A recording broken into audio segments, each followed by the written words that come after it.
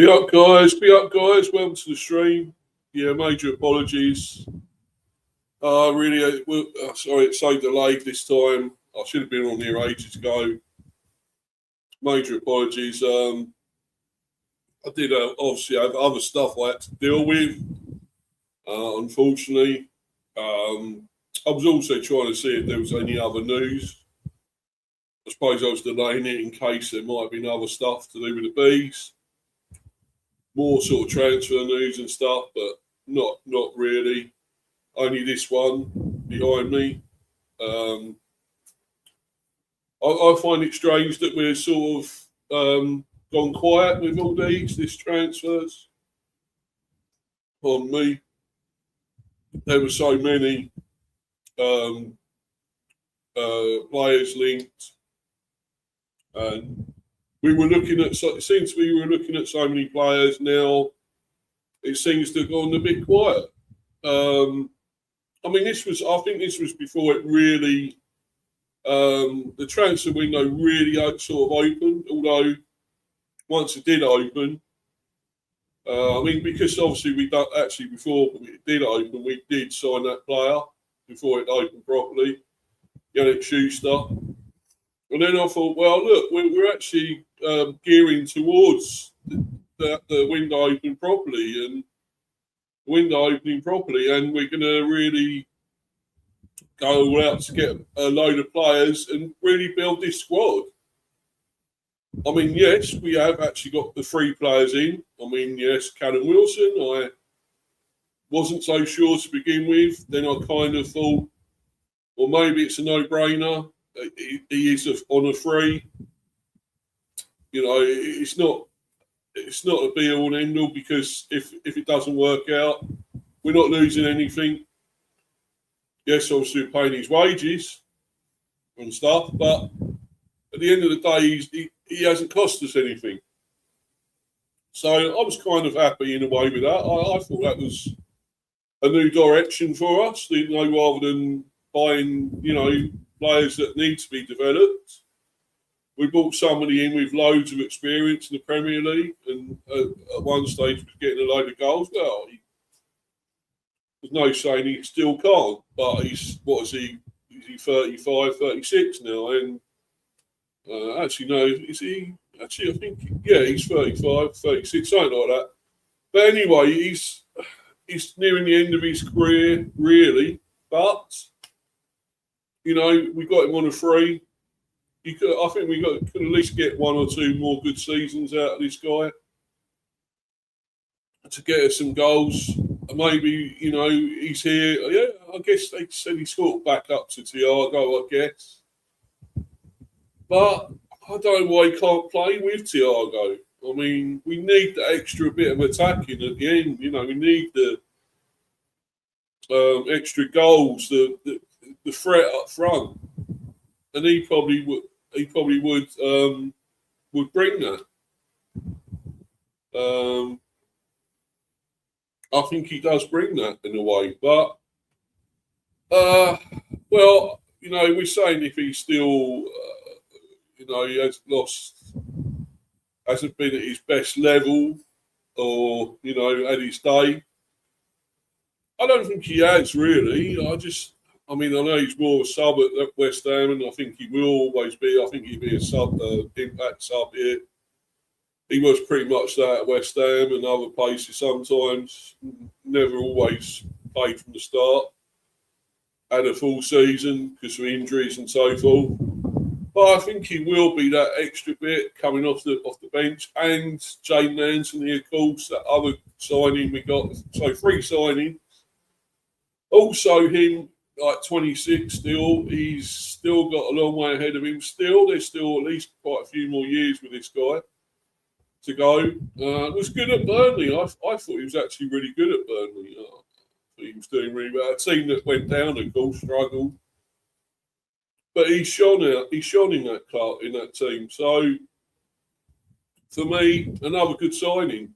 And yes, still somebody that's youngish still, but has got the experience of the Premier. So 3 decent buys there, really, when you look at it. Good signings. But I thought we were really looking out for more. I thought we were really going, yes, come on, let's bang, bang, bang, get these other big signings in. Top signings. The thing is, I'm worried here that it looks like we may lose out on some other big ones, and I don't get it. I mean, we talk about Dijon Maeda in a little while, and that puzzles me now. That it looks like we might not be actually going for him anymore. Well, why not? What's changed? It's just something weird. Why are we no longer going for this guy when it looked like? I think we were trying to buy him last season. I'm sure we were. I'm sure we were the team that came in for him. They said a mystery Premier team, and I'm sure that was us. I'm sure it was, because we were really, really looking at that guy and really thinking, well, he's like a Brentford player. When you look at his, his attributes, his skill levels and so forth of running all day, pressurising, never letting up, never giving up. That's a Brentford player all over. That is what we need. That's what we should be getting. And now it looks like we might lose out to fucking Ipswich Town yet again. But anyway, I'm going to talk about that in a little while. That is fucking done my head in, to be honest, if that happens. Then we're going to lose out to Ipswich Town yet again on a player. We've done that before. That's happened before. Why is a team that's just come up from the freaking championship, Yes, he's got Gary O'Neill now as manager, and I think he's a very good manager. I rate Gary O'Neill. Very, very good manager.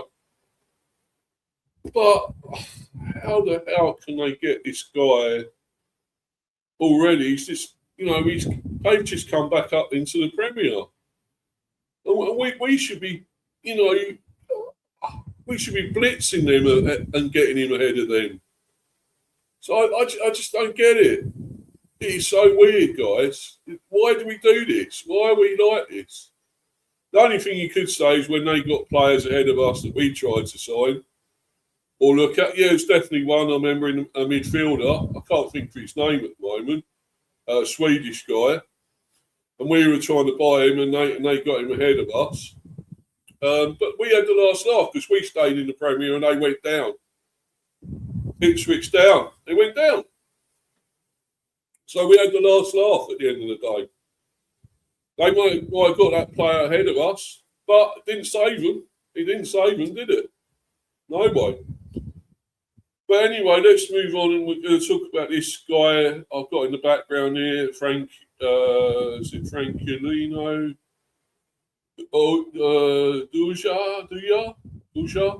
Duja.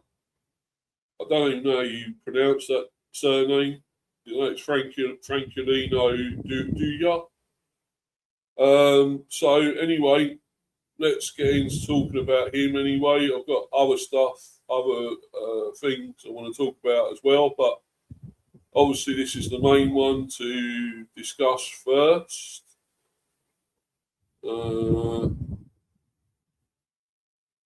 Right. Yeah, that one.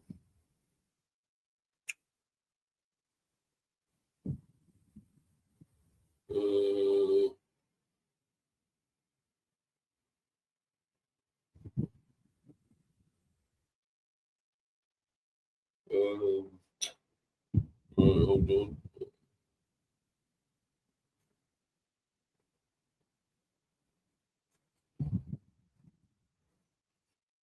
Right, here we go, guys. I'm just going to bring this up. Yeah, be up to you, Luca. I hope you're good, buddy. I hope you're well, my friend. I hope you're excited. Looking forward to the new season, of course. Won't be far away now. Arsenal and MK. Yeah, I'm cool, mate. I'm cool, brother. Yeah. Right. So Yes, Franculino Duja, playing at Michelin at the moment. I think that's in Netherlands.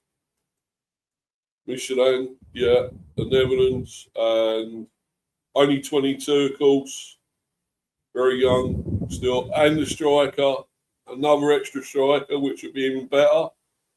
I feel. I mean, there's a price saying 45 mil there. I don't think it's that much actually. Uh, anyway, yes. So Brentford are closely monitoring FC Michelin's 22-year-old Guinea-Bissau international striker Franculino Duju. They are among several English clubs interested in the player, with Newcastle United, Leeds United, Everton, and Fulham also tracking him after increasing their scouting in recent months. Danish Michelin. Sorry, the Danish club is willing to sell, but only if an offer surpasses the record for an outgoing transfer from the Danish league, which is 25 million euros. Surpasses. So I suppose, well, it's still not a lot in a way. I think that's less than that in pounds. SC Michelin from already rejected. FC Michelin has already rejected a 25 million euros proposal from the Saudi Pro League earlier in the summer. Duju joined the Danish club in July 2023 and is under contract until the end of 2029. His current market value is 22 million euros, so actually it's cheaper. According to Transfer Market, according to reports from early 2026, Michelin's demands had reached as high as 45 million euros. Well, there we go then. So that's why that figure's there, 45 mil. So it looks like possibly he will be that much, but let's just go on to other articles now. What they're saying.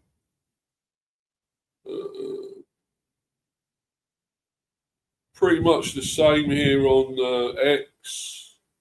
Saying about on transfer fee, Brentford are closely monitoring FC Michelin striker Franculino Duja, with the Danish club set to demand more than 25 million euros for a transfer.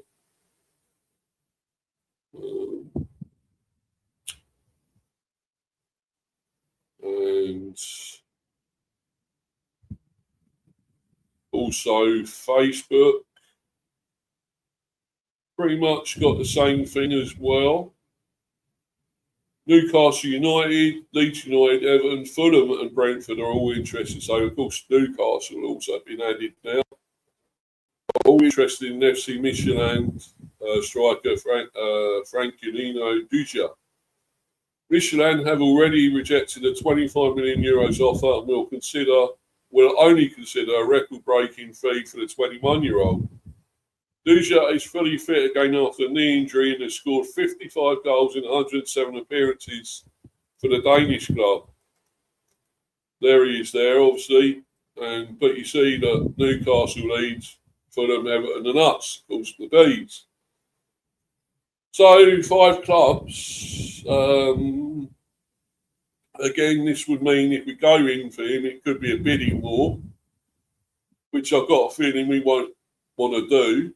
In a way, I don't think we will. That's not our style, which is the issue, and which is why I feel we've lost out on other players before, because we haven't tried to wrangle and go above other teams that are in for these players, and they're top players, some of these, and this guy is supposed to be really great. He's supposed to have, really good ability, say a high ceiling maybe.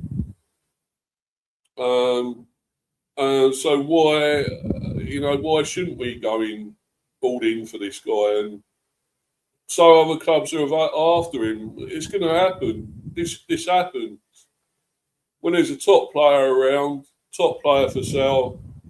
You've got to go in. Other teams will go in for him because they know what abilities he's got and how good he is. They ain't going to stop them. You know, just because you want to go. I mean, we've got to challenge. We've got to challenge other teams to get these players, these big players in, and this is going to be no different.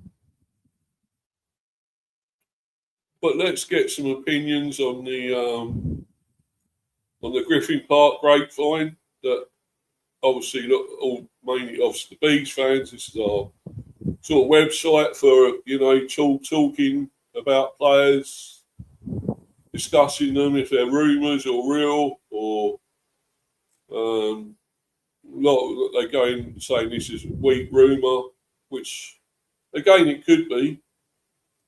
It could very well be, but we'll see. I mean, the thing is, it's saying we are monitoring him. So, well, read into that what you want. So that somebody saying here, Gabs is saying us and half the Prem want him. So there you go. It's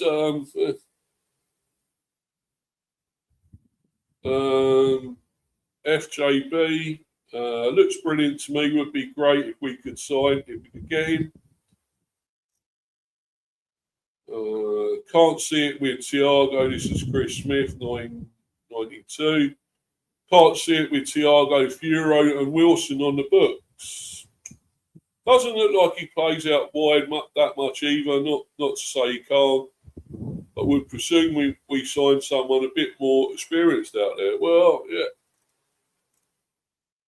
I guess so. Would love this one. This is Dilla B. Would love this one, especially if we assume Furo is more than a season away from being a starter. Argus saying, surely we don't manage this.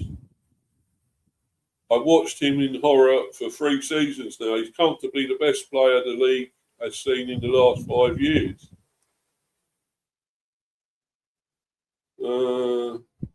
Well, if that is the case, the best player in the league has seen in the last 5 years. Well, yeah, it means he's going to be highly sought after, and it's shown that with all the teams, not just us, that are looking at him. And so, yeah, it's possible we won't be able to do this, but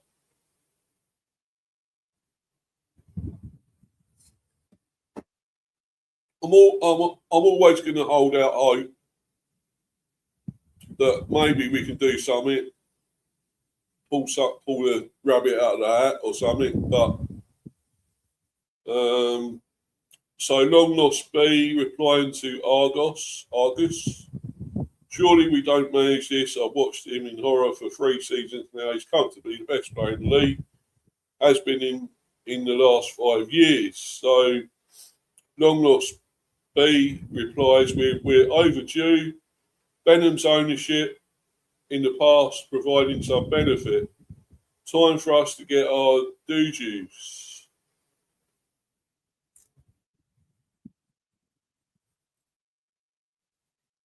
Maybe it's what else they're saying to get our dues. It's probably Jews. So I'd say his name's probably Jew.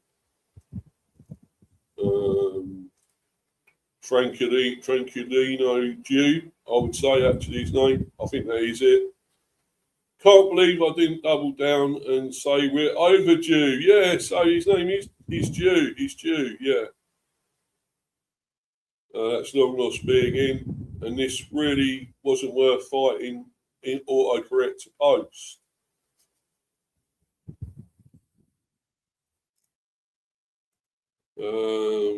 Chan.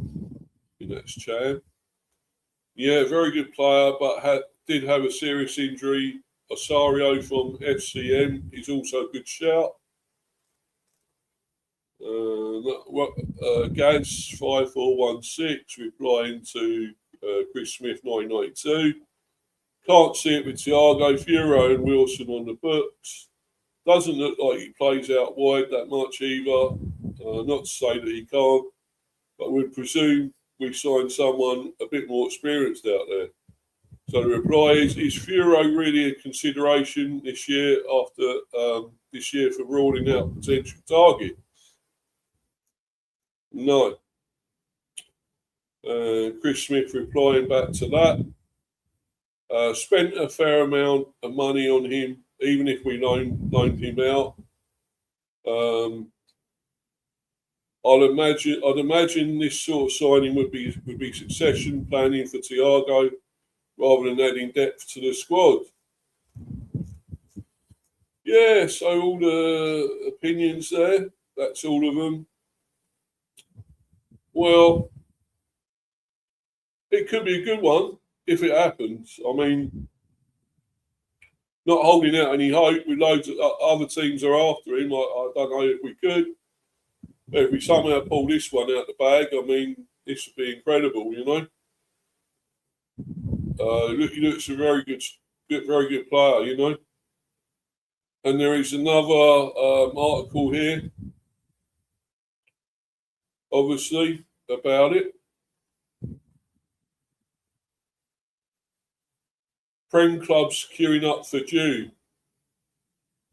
That has reignited interest across the Premier League. Sources have confirmed to us that Newcastle, Leeds, Everton, Fulham and Brentford have all been doing work on the 21-year-old as they weigh up potential offers before the transfer window closes. But actually, I think he's 22, but still. Each club is understood to have scouted Jew extensively over the past year, with his combination of pace, physicality and finishing making him an attractive option for sides looking to strengthen their attacking departments. We certainly need to.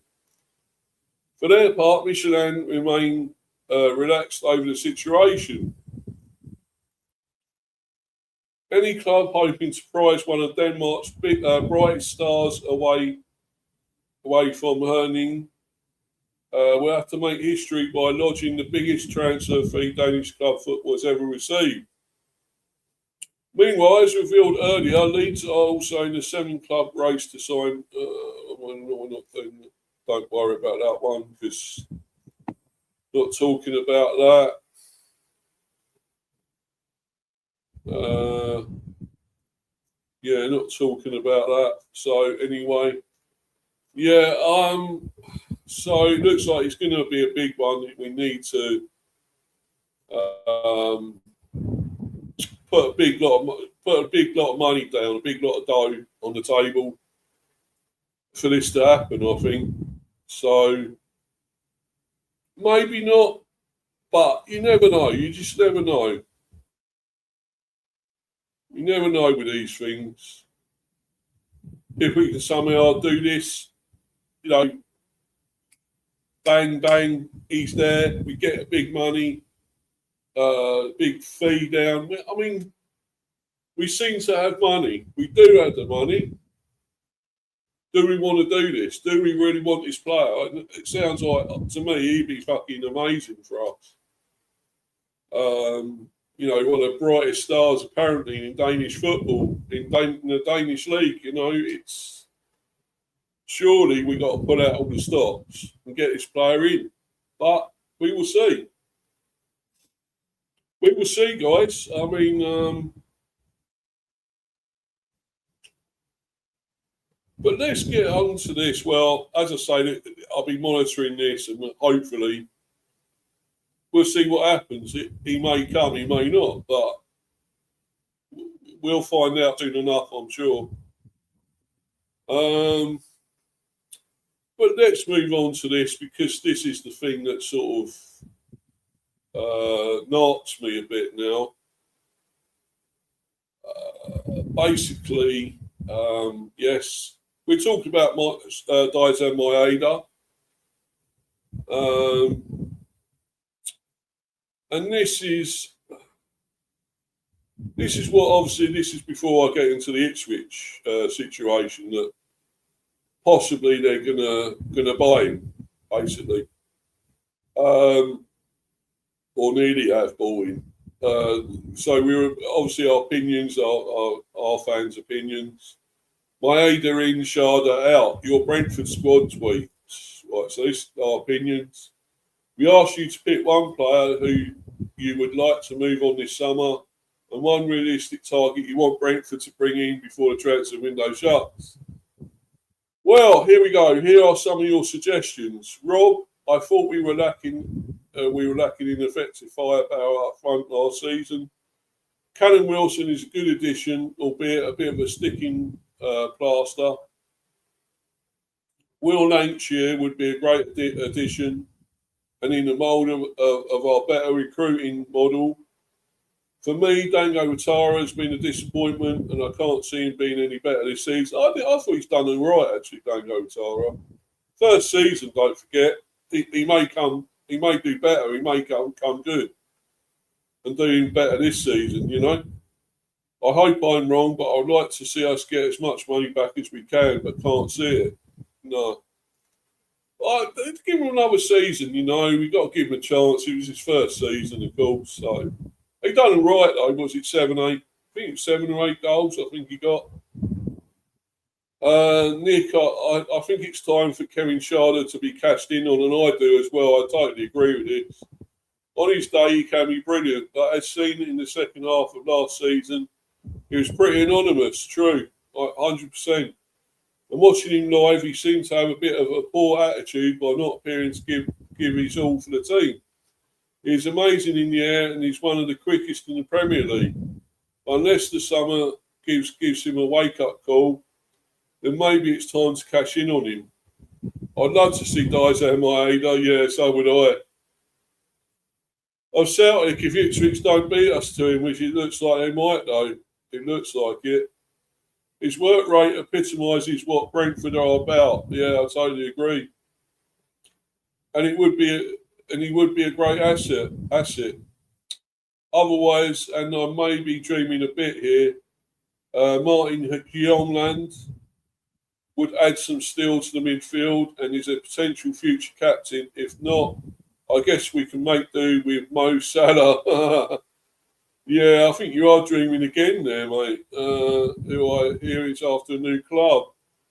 I think you're dreaming as well, mate, somehow with that. But Jake, I expect bringing in Schuster at centre back will mean Pinnock or Aya leaves this summer. I actually hope Aya, because I don't think he's that special.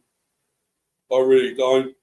Pinnock is still decent. I know he's getting on, but he still seems fairly solid at the back. Fullback always seems to be in a position in which we have little like-for-like cover. Signing a fullback would provide cover and allow for Lewis Potter to fill the gap vacated by Donovan next season. Exactly. Seeing Malambo and Carvalho back in training boosts the squad in midfield also. It certainly does. Ethan, I think it's time for Ethan Pinnock to go. Well, yeah. Well, I don't think so. Sorry. To go, as he could easily play for a good championship team. I think we should try to add Kaishu Sano. Well, I know we were after him earlier on in the window, apparently. Kaishu Sano to our ranks, as he is a great defensive midfielder. I agree with that as well, but looks like we may have lost interest in that as well. Andre, we should definitely sell Sharda because he's not performing for his salary and his skill. For his replacement, we should transfer in Papa Matosar, which we've also been looking at, him as well, from Spurs, because he is an amazing midfielder. I wouldn't say he's amazing. He's decent, but not amazing. With plenty of Premier League and international experience for a bargain. Well, the fact is we have been looking at him as well, but it all seems to have gone quiet now. But anyway, getting back to this with Maeda, the problem is it looks like he could be going to Ipswich. So once again, we're losing out to Ipswich, which we've done before. And I can't believe that we're letting them do this, to be honest, if this is the case, because, right, there's this article, right? And I saw this the last 2 or 3 days about all this. Ipswich win race for 79 goals attacker after agreeing £10 million summer deal. Right, and if that's what he was, just £10 million, why are we not doing this? Why have we not gone in for him? When apparently I think we had been all over him getting in before. so much interest in the guy, and apparently had bid, and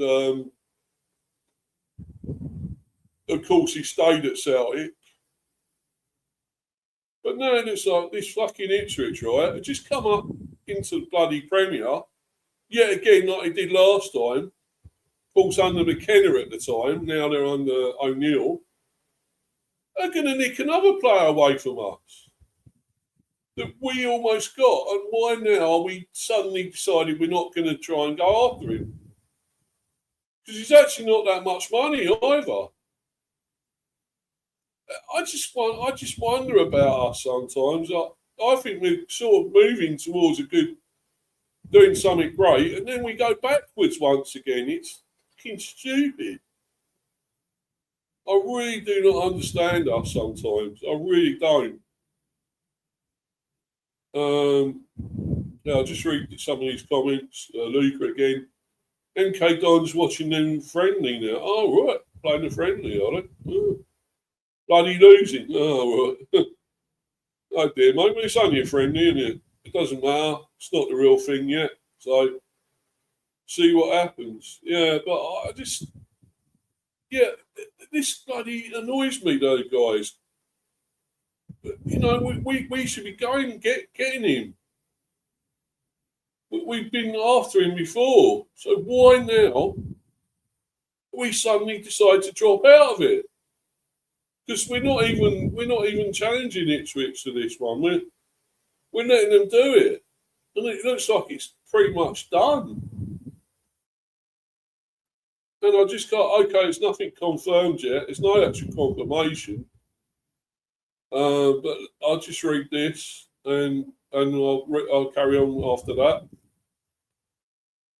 Ipswich Town won the race to sign Celtic forward Daizan Maeda after reaching an agreement worth £10 million with the Scottish champions. Team talk can reveal. But so the agreement's been reached. 10 million. How the hell are we going to do this? Are we going to hijack it? I can't see it. But then that means we're going to have to pay more than 10 million, I guess. We would. I think that's going to be the case. That's what happens if we go to bidding war. That we're going to have to pay more than the team that have already lodged a bid. And it sounds like it's what it'd be. And then I would say Ipswich probably want to pay. Would they pay more? Are they looking to pay more and try and get him? Are they going to gazump us? But the fact is, we're letting this happen. I just don't understand this. The Japan international was set to make the move to Port after Ipswich moved decisively to secure one of their priority attacking targets ahead of a host of rival clubs. So this is pretty much saying it's already done and dusted. He's there. Well, so really we haven't got a chance then, unless we do make a bigger bid. I can't see it though. I just can't see it. I think we let this lot come in ahead of us again somehow. I don't get it. I really don't understand, guys, what we're trying to do sometimes. Sources have confirmed to us that personal terms have been agreed. So personal terms have been agreed. It looks like it's done, doesn't it? It looks like it is done. With Ipswich being significant competition from across England to land the experienced forward, I am so gutted with this. Maeda entered the final year of his contract at Celtic Park this summer and despite the club's efforts showed little appetite to extend his stay beyond next summer. That prompted his representatives to explore the market with discussions taking place with a number of interested clubs over recent weeks, which apparently we were one, and I'm sure we were supposed to have a bid on him, and we were so close to signing him, I think, last season. I think that was supposed to be the case, that we were quite close to getting him.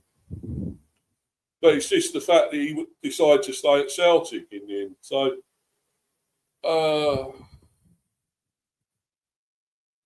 Team Talk understands Ipswich's project quickly emerged as one of the most attractive options to the 28-year-old.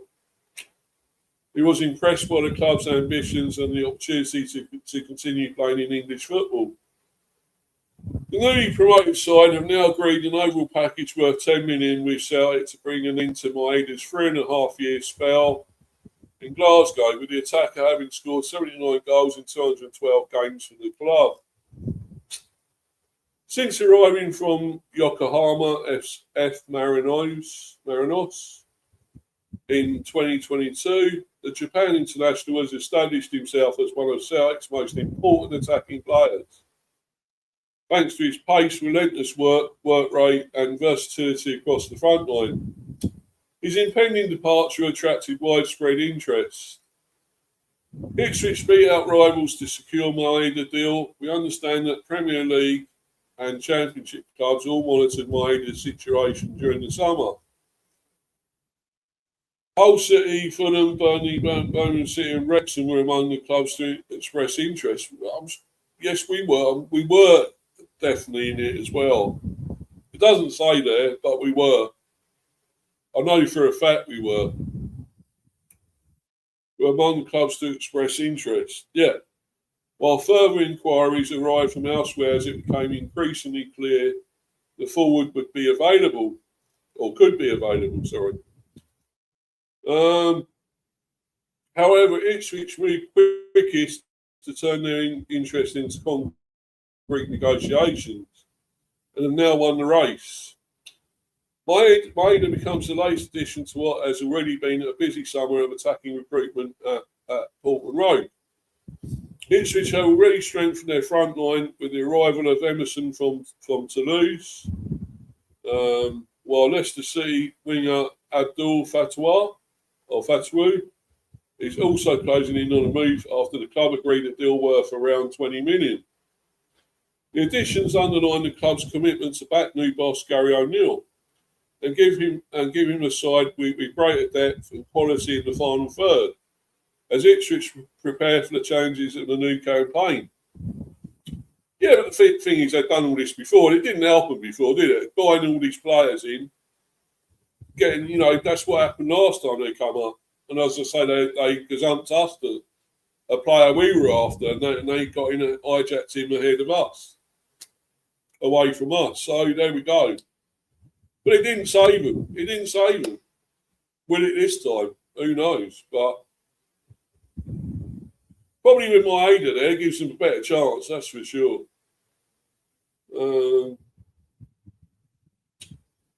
Yeah. Maeda's experience at the highest level, combined with his proven goal-scoring record and international pedigree with Japan, made him an attractive option as Ipswich looked to add further versatility to their attack.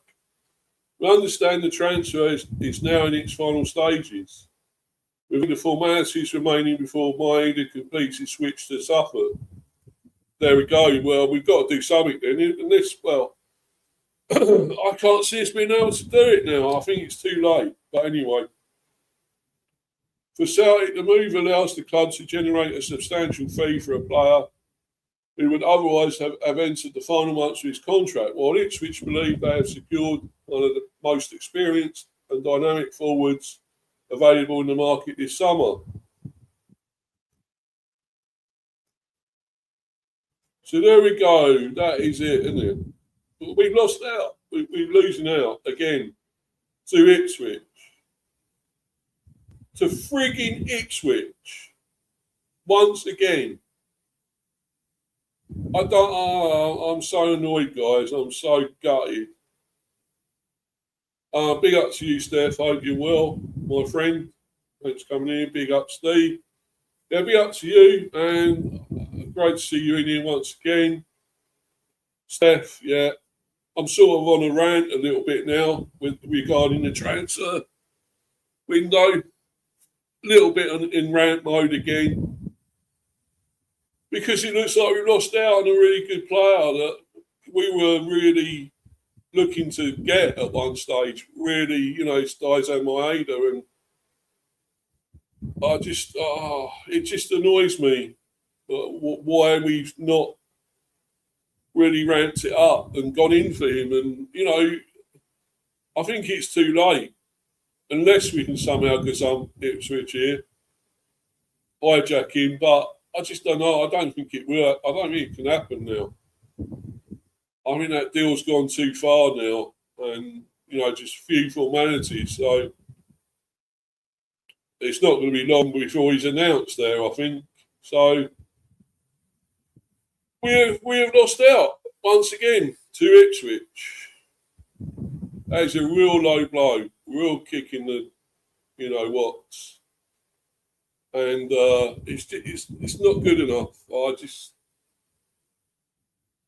I thought we were really moving, in this transfer window. I thought we were really going somewhere, and it seems to have tailed off a little bit. Despite, yes, those 3 good signings. We've got 3 decent signings in, yes. But I thought it was going to continue. I really thought it was really, moving at a pace here, express pace, and really, I don't know. I thought it was really going to go big and really go in for these big players. I mean, why isn't the Zian Fleming one? Why is that still not happening now? Or what? Are we still going in for him? I think he would be ideal. I don't think it costs that much, that really either. So why are we not? Allegedly, we were interested in him. I mean, at the time when we got Anthony, we were supposed to have been after Zian Fleming as well. So what's happening there? I don't know. It just baffles me sometimes with our club, with my club, I should say. But anyway, let's move on to a little bit of, I suppose, good news, really, regarding the player we have already got, was off on loan last season.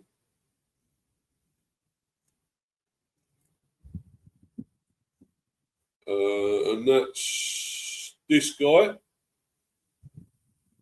Jaden McHomer.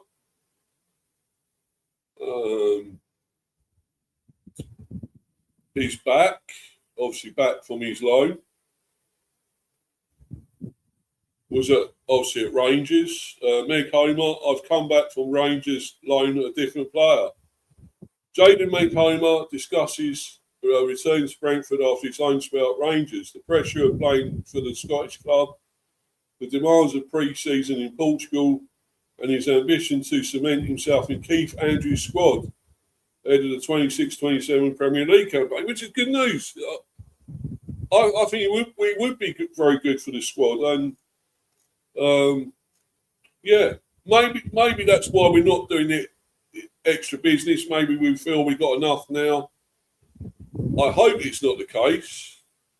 But maybe now we're suddenly seeing, well, maybe we've got others that can come in and be, back up the squad, and players we've already had, we've got off on loan and got more game time and experience and done well, and so therefore we don't need to get any more. I hope we still are. I don't think we should stop there.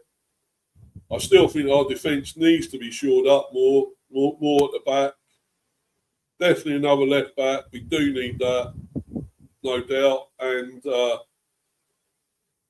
one or two other centre backs. I think still 1 or 2 more strikers, maybe 1 more midfielder, certainly defensive midfielder. We need to really shore up that defence, really get it stronger. But yeah. This might be the case, but I just hope. I mean, we've got a long way to go still. We got till it's the 1st of September, I believe. The window shut, so maybe we're still going to do more. I hope we are. I really hope. But anyway, let's talk about Jaden McHomer. Jaden McHomer believes he has returned to Brentford a different player, after learning from the highs and lows of his loan spell at Rangers last season.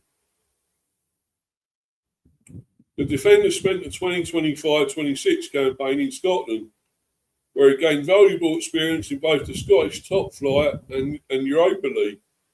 before rejoining his Bees teammates for pre-season this summer. Speaking at Brentford's training camp in Portugal, Mick Homer reflected on how that spell. Pardon me, sorry guys, I've not long eaten. It's getting a bit of windy pops now coming out. Reflecting on how that spell in which he made 44 appearances, scored once and registered 6 assists in all competitions, helped him develop both on and off the pitch.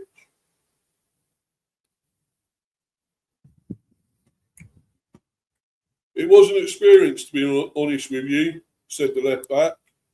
There were highs, there were lows, enjoyable moments and not so enjoyable moments. But at the end of the day, it was really good for me, and I think I've come back a different player. So that has really helped me. There were highs, there were lows, enjoyable moments and not so enjoyable moments. But at the end of the day, it was really good for me.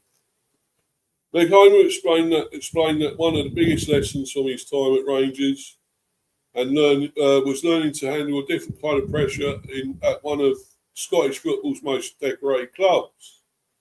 I learned a lot, to be honest with you, he continued. I learned about the pressures of the game and scenarios. The pressure is a lot, so I learned to deal with that in different ways. I think that was really good for me as well. After a while, you get used to it. The initial phase can be a shock for some players, but for myself, I kind of enjoyed it and embraced it. It was an enjoyable experience, and I took it for what it was. Having returned to Brentford, Mick Homer is now focused on making the most of pre-season as Keith Andrews' squad continues preparations for the 26-27 Premier League campaign. The Bees are currently in Portugal with double sessions and intense work on the training pitch, forming a key part of the camp. It has been really good, Mick Homer stated. It has been a good test for myself. It has been enjoyable, but has also been testing the limits. Being mentally, tactically, and physically prepared for that is what pre-season is about. For myself, it's definitely pushing all three elements. The added right now for us is about preparing properly and getting ourselves into the best physical condition possible. For myself, it is about keeping pushing on, trying to break through and making sure that I cement myself in the team. So that's a good thing because I think this guy, is he a left back? I think he is. And that could be important if he's doing well. He's done well in, I know it's Scotland, but I think we certainly need another good left back. I'm sure he is.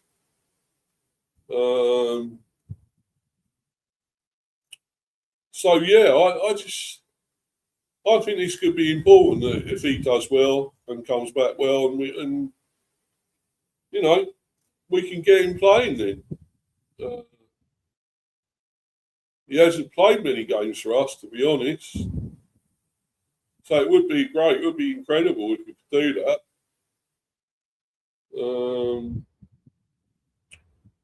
I was just thinking of looking at maybe our new kit.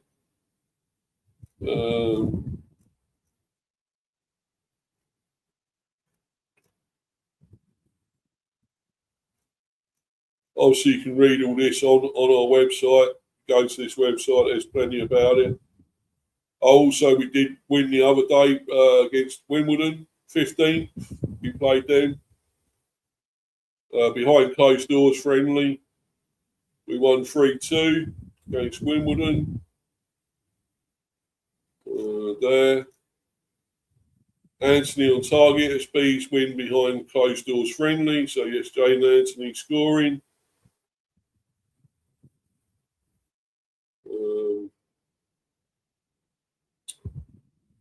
Steph again. Loan with obligation to buy market might be a good option for you lot. For a lot of clubs this window. I think deadline day will be very busy. So anyway, getting back to this obviously a good, decent one. That's our new strip there, of course. The new kit. It looks okay. I'll go to that in a minute. New signing Jaden Anthony scores as Brentford come from behind twice to beat AFC Wimbledon 3-2 in a behind closed doors pre-season friendly. Ewan Morgan and Mikael Damsgaard are also on target. With Kevin Charter, Josh De Silva, Vitaly Yanout, and Dango Watara among those to feature, so that's good. Got a lot of our players playing, brilliant. New signing Jaden Anthony scored as Brentford came from behind twice to beat AFC Wimbledon 3-2 in the behind closed doors pre-season friendly at Jersey Road on Wednesday. Johan Morgan and Mikael Damsgaard were also on target for the Bees, with Kevin Charter, Josh De Silva, Vitaly Yanout, and Dango Watara among those to feature against the League One side. AFC Wimbledon took the lead just 2 minutes into the contest, when a Dons forward got in behind the Brentford defence and slotted past Cleveland Kelleher. The Bees wearing the new home kit for 26-27 and 27-28. So they're sort of doing that again. We're doing the whole thing of not changing the kit, keeping the same kit, which I like. I think that's good. That's good that we're doing that. Not doing like other big clubs that, like Arsenal say, or others like that are changing the kit every few seconds, new kit every few minutes or something. So then took control and set about breaking down the visitors' defence. Yanelt was central to their response, playing a superb ball over the top for Sharda. He could be the key if we keep Yanelt fit this season. The German used his pace to race clear, but his shot was saved by the keeper. Again, Sharda can't score.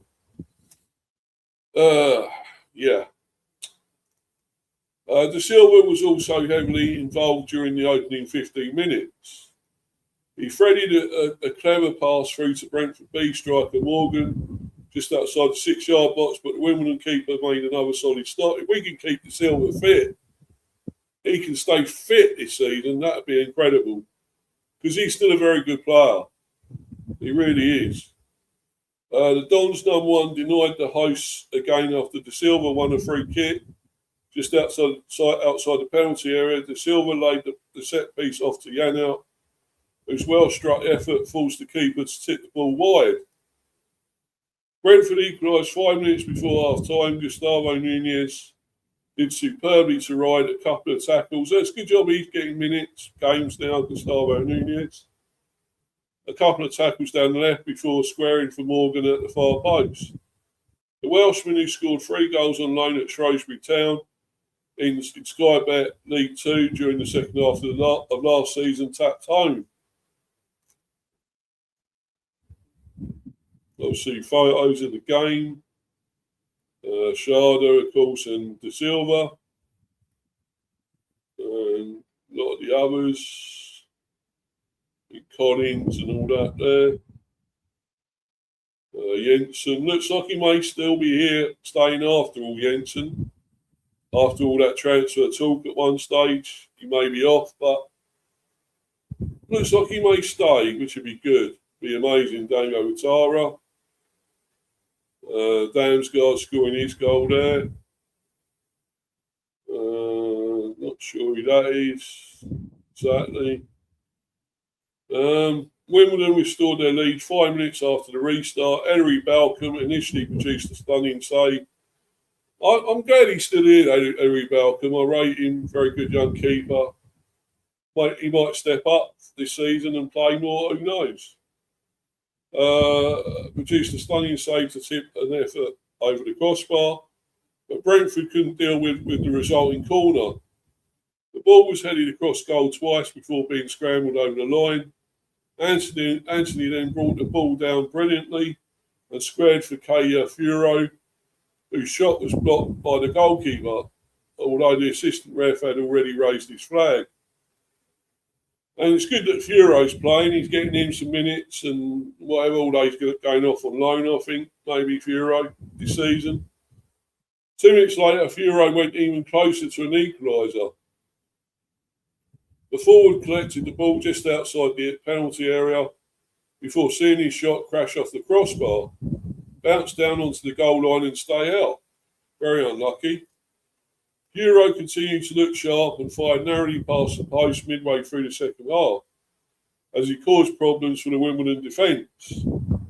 Brentford eventually drew level following good work from Damsgaard, and Anthony Damsgaard attempted to square for the new B signing, and after the ball deflected off a defender, Anthony reacted quickly to sweep the bouncing ball home. The hosts completed the turnaround with 15 minutes remaining. Furo was fouled, but the referee allowed play to continue as Ouattara charged forward and found Damsgaard, who showed his composure, to clip the ball over the advancing goalkeeper and secure the pre-season victory. So that's good. We won a friendly. Obviously, behind closed doors, we've got more bigger friendlies, bigger teams than that to come. Foreign teams, of course. Rennes, I know we're playing Rennes, I believe, one of them. So, yeah.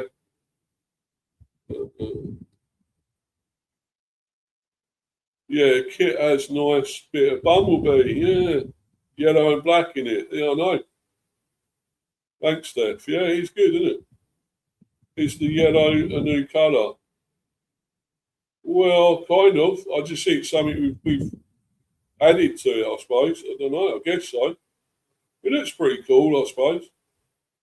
Catch you later, buddy. No worries, Steph. You take care. Have a good evening and stuff. I hope you may be available later because I'm doing a stream with Manny, 7:30, a cricket stream.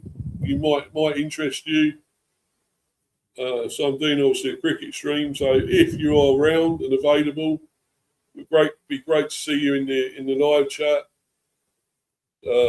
Hopefully you'll come on, but we'll see. Yes, I'm doing a big cricket debate stream about who's going to be the new head coach for the test team. So hopefully you'll be able to make that, because I know you like your cricket. So, but anyway, that's good for us. We won.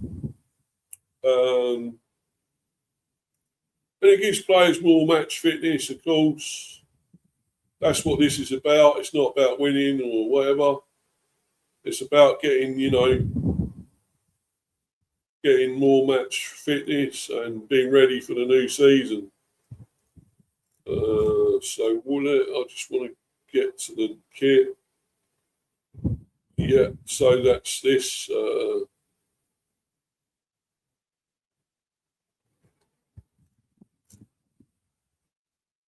So there we go. That does look cool, I've got to admit.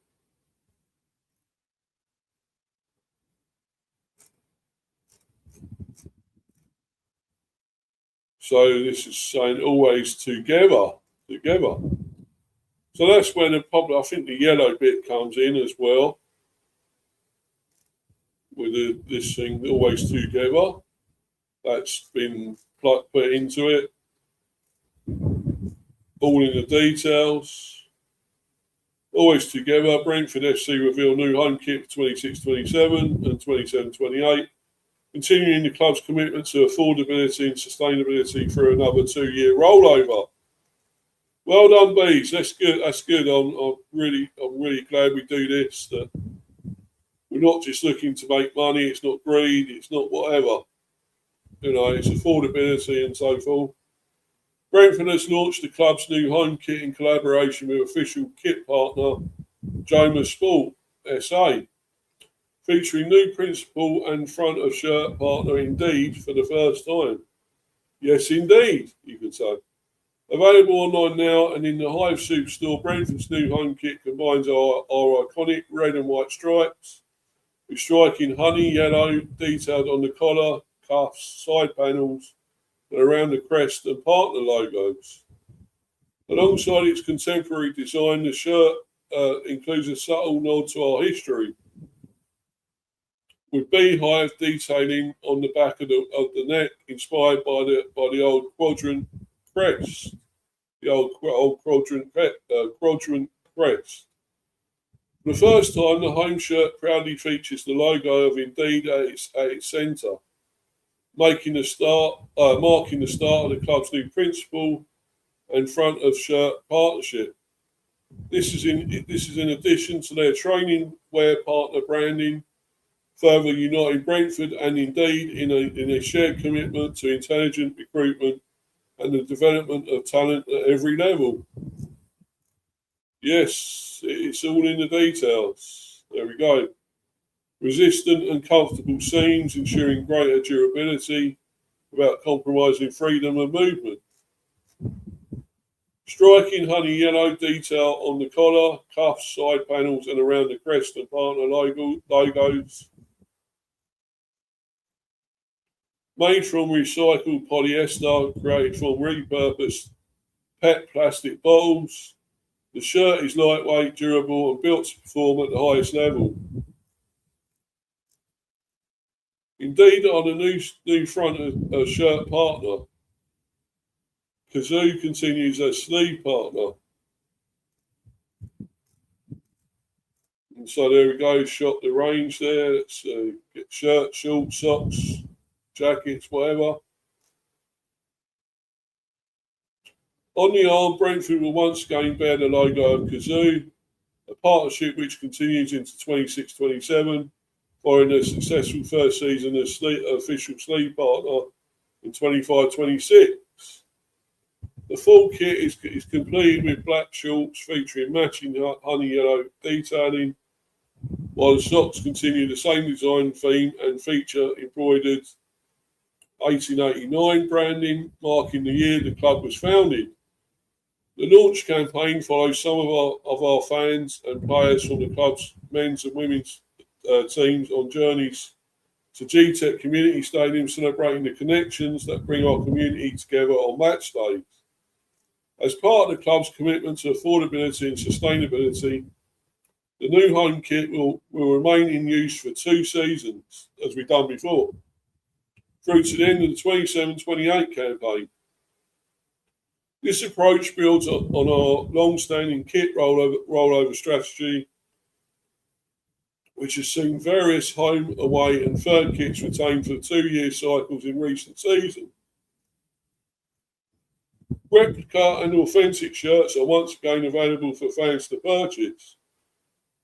Alongside the 2-year kit cycle, prices across all sizes and both ranges have been frozen, providing even greater value for fans and further reinforcing Brentford's commitment to putting supporters first. The new home kit has been produced by Joma with the demands of the modern game in mind, combining comfort, performance and sustainability. Made from recycled polyester created from repurposed PET plastic bottles, the shirt is lightweight, durable and built to perform at the highest level, while significantly reducing the environmental impact associated with traditional fabric production. A technical jacquard construction works alongside strategically placed micro mesh ventilation zones to help players stay cool and comfortable during intense moments on the pitch, improving airflow and moisture management where it's needed most. Thoughtful details throughout the kit also enhances comfort, including a partially silicone club crest to reduce irritation. Durable seams that allow unrestricted movement, and ribbed collar and cuff finishes that help the shirt sit naturally against the body for a secure, comfortable fit.